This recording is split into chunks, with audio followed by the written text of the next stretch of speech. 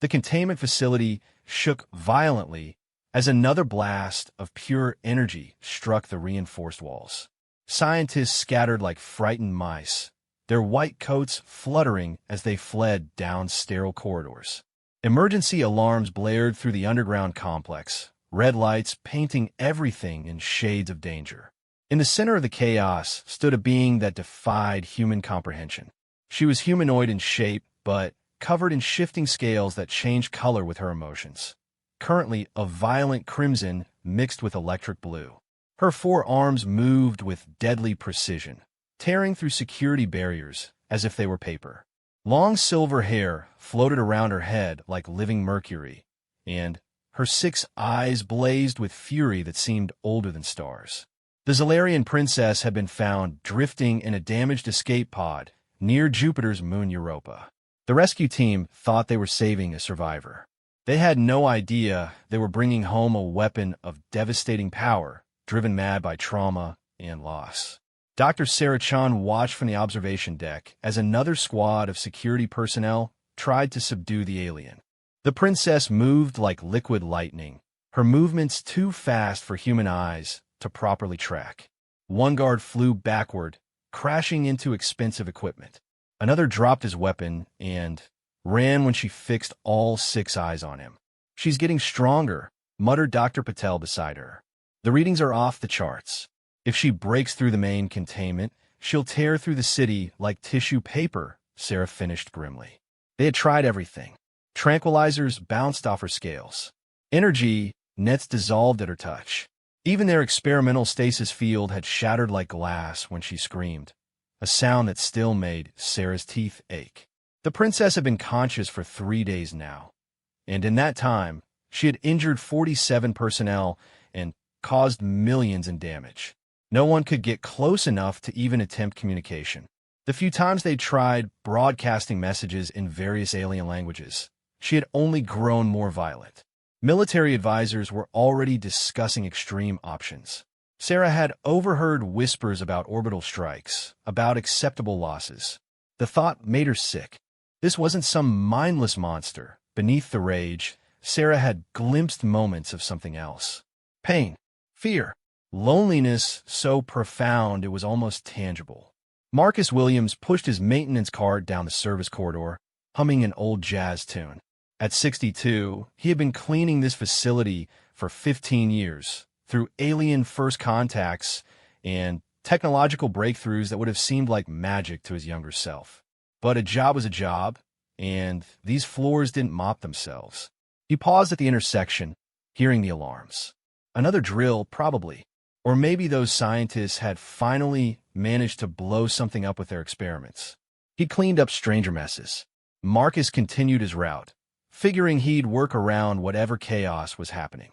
He had a routine, and 40 years of janitorial work had taught him that the world kept spinning regardless of what important people thought was urgent.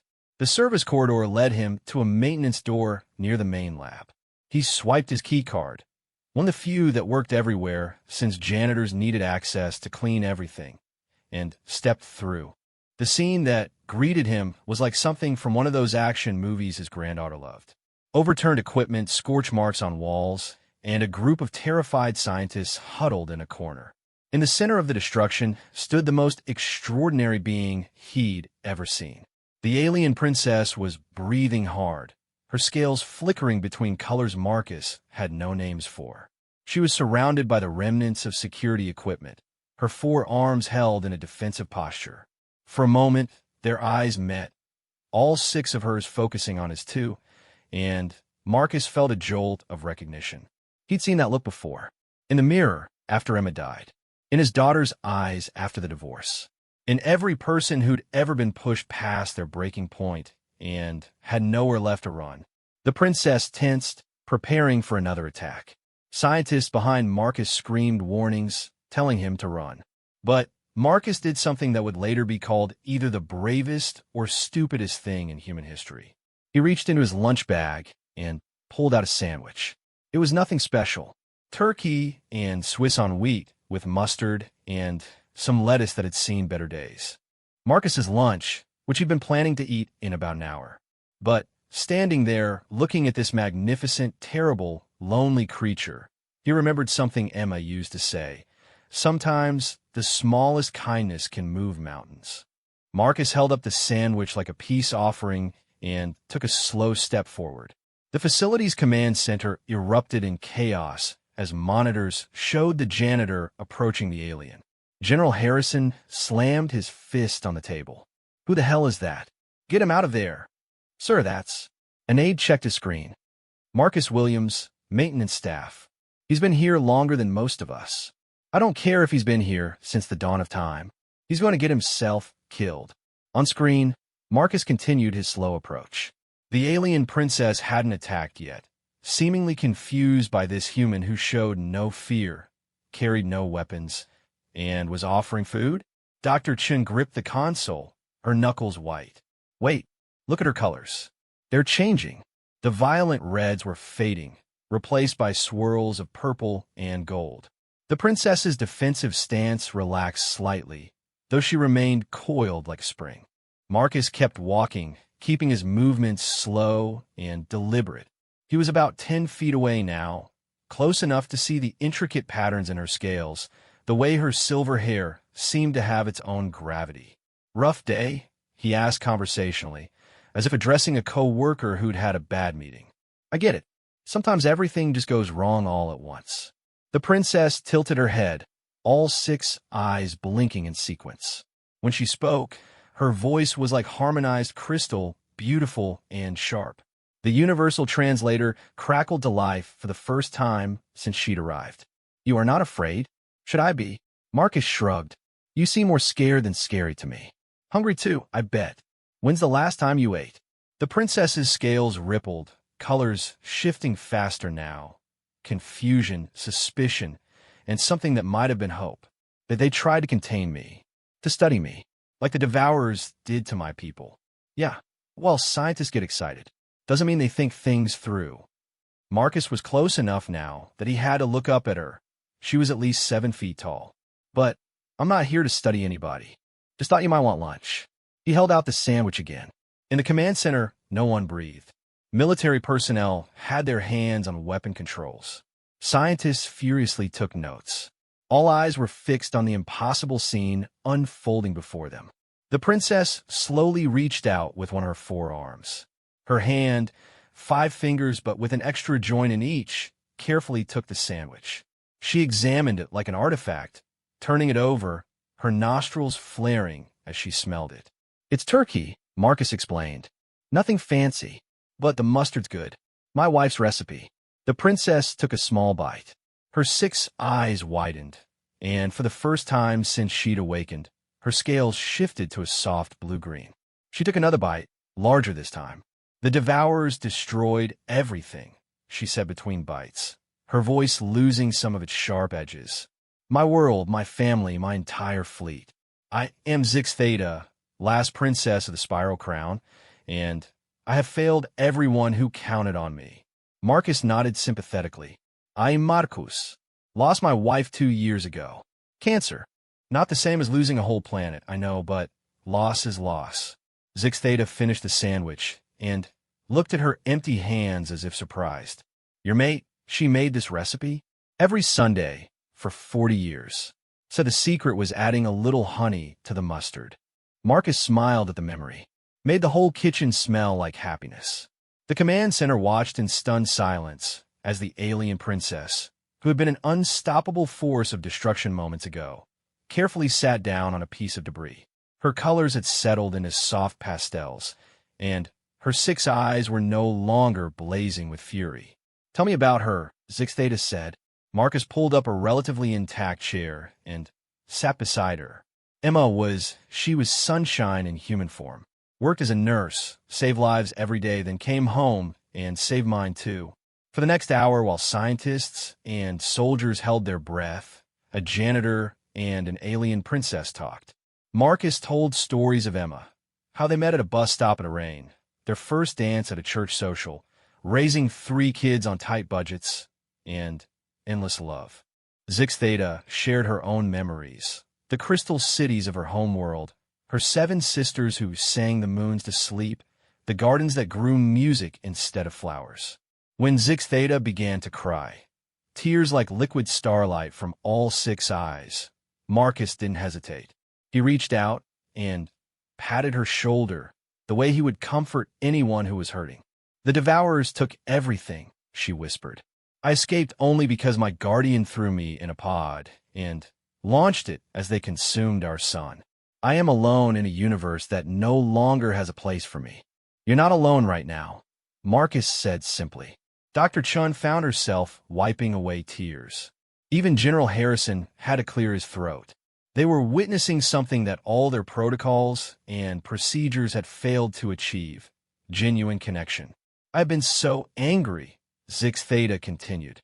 "The rage was all that kept me warm in the cold between stars. But your kindness—" She looked at the empty sandwich wrapper. "No one has shown me kindness since my world burned." "World's full of it, if you know where to look," Marcus said. "Sure, we've got our problems, but we've also got turkey sandwiches and jazz music and people who'll sit with you when you're hurting." Zix Theta's scales shifted through a spectrum of colors, finally settling on a warm golden hue. "Your people can find me. They were right to fear my rage. Fear makes folks do dumb things," Marcus agreed. "But they were also trying to help. They just didn't know how. Scientists, you know, great with computers, not so good with feelings." "Hey," Dr. Patel protested from the observation deck, but she was smiling. Marcus stood up, his knees protesting. "So here's what I'm thinking. You're obviously powerful enough to blow this place to smithereens. But that won't bring your people back, and it'll just make everyone more scared. How about instead, we try something different? What do you suggest?" Marcus, who shares sandwiches. "Well, first, we get you some proper food." Sandwich was just an appetizer. "Then, maybe we find you a room that doesn't look like a prison cell. And tomorrow, if you're up for it, I'll introduce you to jazz. Music that knows all about loss and somehow makes it beautiful." General Harrison's voice crackled over the intercom. "Mr. Williams, while we appreciate your intervention, there are protocols. With all due respect, General," Marcus interrupted, not even looking at the speaker. "Your protocols just spent 3 days getting people hurt. Maybe it's time to try treating our guests like a person instead of a problem." Zix Theta stood, her full height making her tower over Marcus. But there was no threat in her posture now. "I would like to hear this jazz music. And perhaps—" her colors shifted to something hopeful. "Perhaps I could tell your people about the Devourers. They're still out there, consuming worlds. My rage cannot bring back the dead, but maybe my knowledge can save the living." The next few days were unlike anything the facility had ever seen. Marcus, officially designated as Cultural Integration Liaison, though he still insisted on finishing his janitorial duties, introduced Zix Theta to human culture with the patience of someone who had raised 3 teenagers. She tried pizza and declared it acceptable chaos on bread. She listened to Miles Davis, and her scales created patterns that made scientists reconsider their understanding of synesthesia. She watched nature documentaries and cried again, this time with joy, at Earth's biodiversity. "So many lives," she whispered, watching dolphins play. "The Devourers would have taken them all." In return, Zix Theta shared her knowledge. Her people had been spacefaring for millennia, and their technology was beyond human comprehension. But more importantly, she shared intelligence about the Devourers, a hive mind species that consumed entire solar systems for resources, leaving nothing but void in their wake. "They will come here eventually," she warned during a briefing. "They follow the spiral arms of galaxies, eating each star in turn. By my calculations, you have perhaps 50 years. 50 years to prepare for an enemy that eats stars," General Harrison muttered. "And our best weapon is an alien princess who was calmed down by a turkey sandwich." "Don't knock the sandwich," Zix Theta said, her scales rippling with what Marcus had learned was amusement. "Your simple kindness achieved what your weapons could not. Perhaps that is humanity's true strength." The collaboration that followed was unprecedented. Zix Theta worked with Earth scientists, teaching them principles of physics that textbooks said were impossible.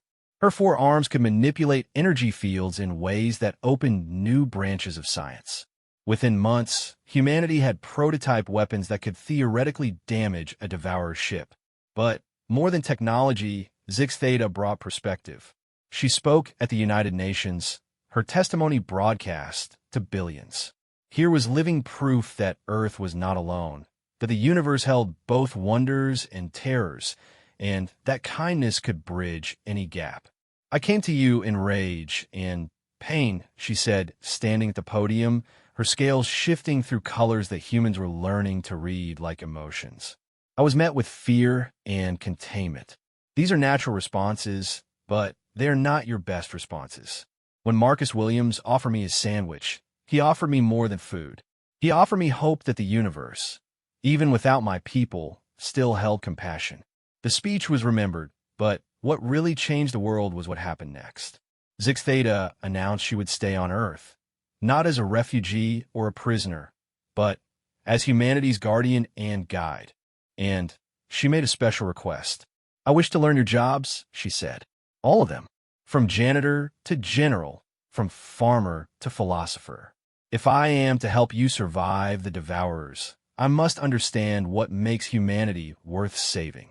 So began the most unusual apprenticeship program in history. Zix Theta spent a week with Marcus, learning the dignity of maintaining spaces where others worked. She pushed his cart, learned the optimal mop technique, and discovered the meditation in repetitive tasks. Your wife was right, she told him one evening as they cleaned the cafeteria. Small kindnesses can move mountains. Or in this case, calm alien princesses. Marcus chuckled. Emma would have loved you. She always said I brought home strays.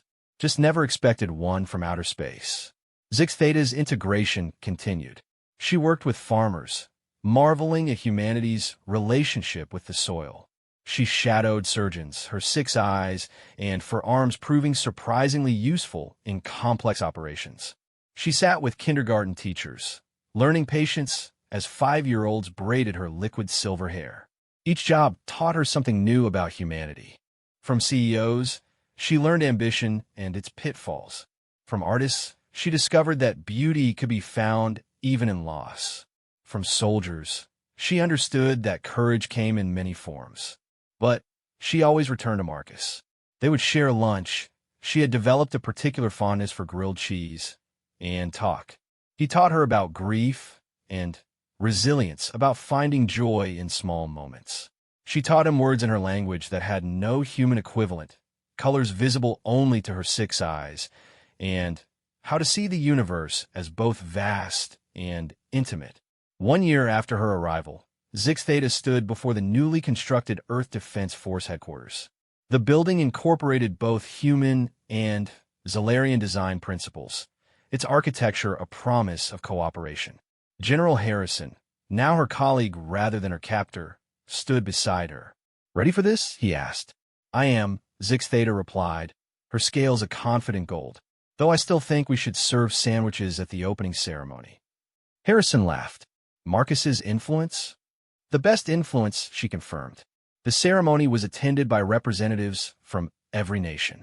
Zix Theta, now Earth's official Defender Princess, a title that made her scales ripple with amusement, spoke of the work ahead. The Devourers were coming, but Earth would be ready, not just with weapons and shields, but with a unity forged by understanding that kindness and strength were not opposites, but partners. We will face the darkness together, she declared. Human and Zalarian, united not by fear but by hope. The Devourers consume, but we create. They take, but we give. They know only hunger, but we know satisfaction in simple things, a shared meal, a kind word, a moment of connection. As she spoke, Marcus stood in the crowd, wearing his dress uniform. The committee had insisted, though he'd kept his comfortable janitor shoes. He thought of Emma, how she would have been proud to see her philosophy of small kindnesses ripple out to touch the stars. After the ceremony, Zix Theta found him. I have a gift for you, she said, producing a small device. It's a memory crystal from my world. Very few survived. The crystal sparkled with inner light. When Marcus touched it, he saw / felt / experienced a moment. Zix Theta's memory of their first meeting, but from her perspective. The fear, the rage, the confusion, and then the sandwich. Such a simple thing, but in her memory, it shone like a star. That moment saved more than just me, she said. It saved your world. The Devourers would have detected my rage from systems away. But kindness? They have no sensors for that. It may be the only advantage we have. Years passed. Earth transformed under the partnership between humanity and their alien defender. Technology advanced in leaps, but so did understanding. Zix Theta's presence had united humanity in a way no threat ever had. The planet that had once squabbled over borders now worked as one. Marcus retired officially, but kept coming to the facility. He and Zix Theta maintained their lunch tradition, now sometimes joined by his grandchildren, who called her Aunt Zixie, and painted pictures with the special brushes she made from her shed scales. The Devourers will reach the outer systems soon, she told them one day, her colors more serious than usual. You worry? Marcus asked, passing her half his ham and cheese. No, she said after a moment. I was alone when I fled them before. Now I have family. I have purpose. I have learned that humans possess something the Devourers cannot consume, the ability to make homes and hearts. When the Devourers finally arrived, they found something unprecedented. Instead of a primitive world ripe for harvest, they encountered a united front of human innovation and Zalarian power. But more than that, they found something that confused their hive mind, a species that responded to existential threat, not with despair, but with determination, not with selfishness, but with sacrifice, not with fear, but with the strange human certainty that love was stronger than entropy. The battle was fierce and costly, but in the end, it was won not just by weapons, but by the same force that had calmed a raging princess. The power of connection, the strength found in kindness, the universe-shaking potential of a shared sandwich. Zix Theta stood on the observation deck of Earth's first stellar defense platform, watching the Devourer fleet retreat into the void. Her scales shimmered with colors humans had learned meant satisfaction and sorrow mixed together. Marcus joined her, older now, but still carrying his lunch bag. Emma would have said you can't fight darkness with more darkness, he said. Only light drives it away. Your wife was wise, Zix Theta agreed, though I think she would be proud. We didn't just drive them away. We showed them something they couldn't understand or consume. We showed them what it means to choose connection over isolation, creation over destruction. Speaking of connection, Marcus said, pulling out his lunch. Turkey and Swiss. Made it myself this time. The secret is a little honey in the mustard, Zix Theta finished, her 6 eyes crinkling with warmth. I remember everything you taught me, Marcus Williams. Every lesson about being human. They sat together, human and alien, sharing a meal and watching stars. Somewhere among those points of light, the Devourers fled, carrying with them the incomprehensible news of a small world that had refused to be consumed. And at the heart of that world's strength was a simple truth that Marcus had learned from Emma and passed on to a princess from the stars. Sometimes the smallest kindness can save entire civilizations. Earth's children would grow up in a universe where first contact was remembered not as a day of fear, but as a day of sandwiches. They would learn Zalarian color language alongside their native tongues and understand that strength came in many forms, but the greatest was the courage to reach out when others would pull back. And in the facility cafeteria, next to the coffee machine, hung a small plaque that visitors often overlooked but staff members touched for luck, in memory of Emma Williams, whose recipe for kindness saved the world, and in honor of Marcus Williams, who knew when to share it. The end.